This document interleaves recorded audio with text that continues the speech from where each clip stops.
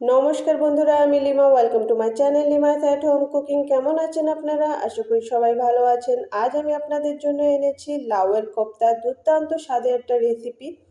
নিরামিষ দিনে লাউ যদি ঘরে থাকে তাহলে এই রেসিপিটা ঝটপট বানিয়ে নিতে পারেন। আর যে লাউ খেতে পছন্দ করে না সেও কিন্তু এই রেসিপিটা চেটেপুটে খাবে।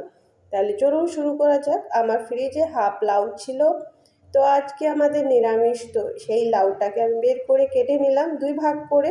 আর এটাকে ছুলে ভালো করে ধুয়ে নিয়েছি। আর এখন পালা এটাকে কুড়ে নেওয়া। তো এটাকে আমি গ্রেটার দিয়ে ভালো করে এইভাবে গ্রেট করে নিচ্ছি। পুরোটা লাউ এভাবেই আমি গ্রেট করে নিয়ে নেব একটা অন্য পাত্রে। তো আমি এটাকে মিক্সিং বাউলে দিয়ে নিচ্ছি। তো এইভাবে আমি পুরোটা লাউকে গ্রেট করে এখানে নিয়ে নিয়েছি।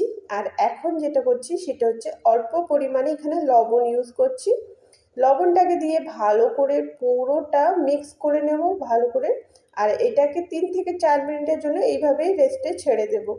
3-4 মিনিট পর দেখবেন লাউ থেকে জল এমনিতেই বেরিয়ে চলে আসবে। লাউতে যেহেতু আমরা লবণ দিয়েছি সেই জন্য জলটা আলাদা বেরিয়ে আসবে।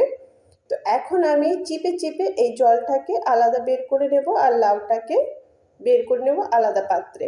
আর এই জলটাকে নষ্ট করা যাবে না, অন্য একটা বাটিতে সেভ করে রেখে দেবো। যখন আমরা গ্রেভিটা তৈরি করব তো এই জলটা আমি তখন ইউজ করে নেব।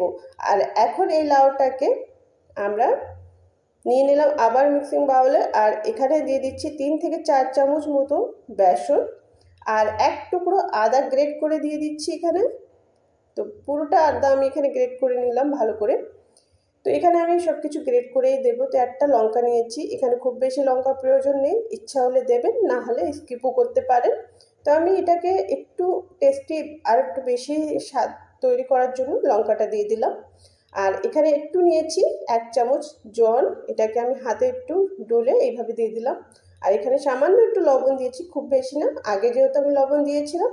আর একটু হলুদ দিয়ে এটাকে ভালো করে নেবো এখন মিক্স। লাউটাকে এইভাবে বেসন দিয়ে ভালো করে মাখিয়ে নেওয়ার পর চেক করে নিতে হবে এটা দিয়ে গোল বলস তৈরি করা যাচ্ছে কিনা। যেহেতু কোপ্তাগুলো আমরা গোল গোল শেপ দেব, তো এটা দেখতে হবে যাতে একটু গোল ভালো করে শেপটা দেওয়া যাচ্ছে কিনা। যদি মনে হয় একটু বেশি নরম নরম হয়ে আছে তাহলে আর একটু বেসন ইউজ করতে পারেন। তো আমি এখানে আর একটু বেসন দিয়ে দিলাম আর এটাকে আবার করে নিচ্ছি ভালো করে মিক্স। আর এরপর ছোট ছোট করে বলস এইভাবে তৈরি করে নেব। তাহলে দেখুন এখন এই বলসগুলো তৈরি করা খুবই সহজভাবে তৈরি হচ্ছে আর শেপটা খারাপ হচ্ছে না। তো এইভাবে আমি এইভাবে প্রত্যেকটা বলসকে তৈরি করে নেব এক এক করে। তো এইভাবে ঝটপট আমি তৈরি করে নিচ্ছি। এইভাবে লাউর কোপ্তার জন্য আমি প্রত্যেকটা বলসকে তৈরি করে নেব। আর এরপর চলুন আমি দেখিয়ে দিই কিছুটা মশলা আমি এখানে নিয়েছি। খুব সিম্পল মশলা রেখেছি। এখানে নিয়েছি 2 ইঞ্চি আদা, কিছুটা কাঁচা লঙ্কা, দুটো শুকনো লঙ্কা, লঙ্কাটা আপনার স্বাদ মতো নিতে পারেন, একটু গোলমরিচ, 1 চামচ জিরে, 1 চামচ ধনে, আর নিচে একটু কাজু, একটু বাদাম। আপনারা দুটোর থেকে যে কোনো একটা রাখতে পারেন, আমি দুটোই নিয়েছি।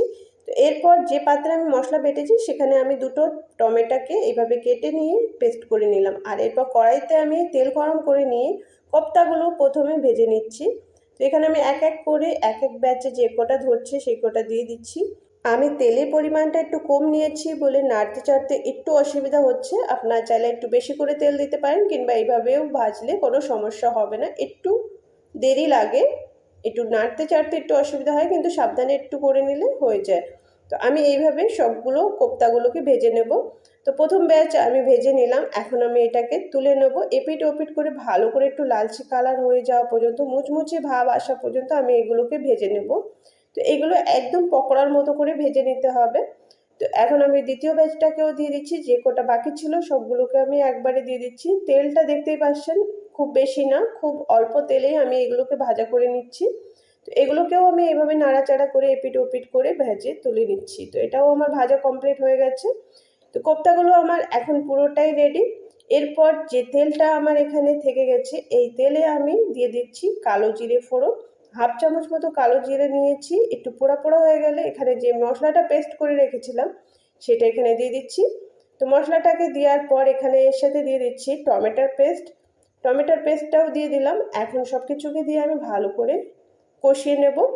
মশলাটাকে একটু সময়ের জন্য ভালো করে কষিয়ে নিয়ে আমি এখানে আরেকটা জিনিস অ্যাড করতে ভুলে গেছিলাম, সেটা এখন দিয়ে দেব। তো সেটা হচ্ছে টক দই। আমি এখানে 2 চামচ টক দই নিয়েছি, এটাকে ভালো করে ফেটিয়ে নিয়েছি আর এখন এটাকে আমি এখানে দিয়ে দিচ্ছি। তা এই টক দইটার জন্য খুব বেশি টক না হয়, চেষ্টা করবেন একদম ফ্রেশ দইটা নেওয়ার, তাহলে টেক্সচারটা অনেক ভালো আসে, টেস্ট খেতেও ভালো লাগে। টক হলে কিন্তু খেতে ভালো লাগবে না, তো এটা খেয়াল রাখবেন।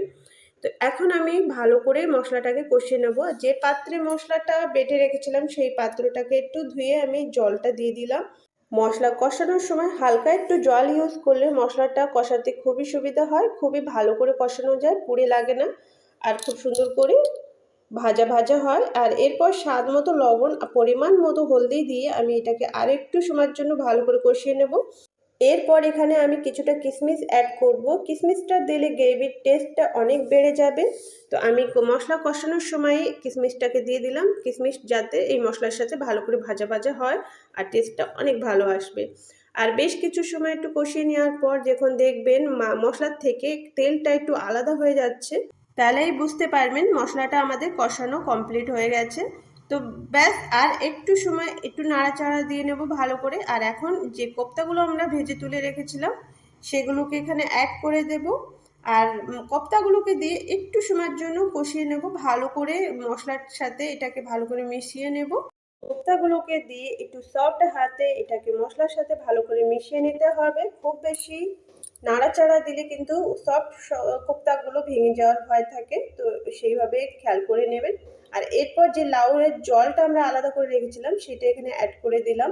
আর এরপর সিম্পল প্লেন জলটা আমি এখানে অ্যাড করছি, যেভাবে আমি গ্রেভিটা রাখবো সেই হিসেবে আমি জলটাকে অ্যাড করে দিলাম। আর এটাকে কিন্তু খুব বেশি নাড়াচাড়া দেওয়ার দরকার নেই, এইভাবে একটু মিক্স করে দিয়ে আমরা ফুটতে দেব। এটা ঢাকনা দেওয়ারও প্রয়োজন নেই, খুব সহজেই এটা সিদ্ধ হয়ে যায়। তো 4-5 মিনিট মতো ফুটিয়ে নেওয়ার পর সামান্য একটু চিনি এখানে অ্যাড করলাম স্বাদটাকে ব্যালেন্স করার জন্য। তো ব্যাস কিছু সময় এইভাবে রান্না করে নেওয়ার পর দেখুন গ্রেভিটা কতটা ঠিক হয়ে গেছে। তো রান্নাটা প্রায় কমপ্লিট হয়ে গেছে। তো এখানে আমি 1/2 চামচ গরম মশলা অ্যাড করে দিচ্ছি এখন।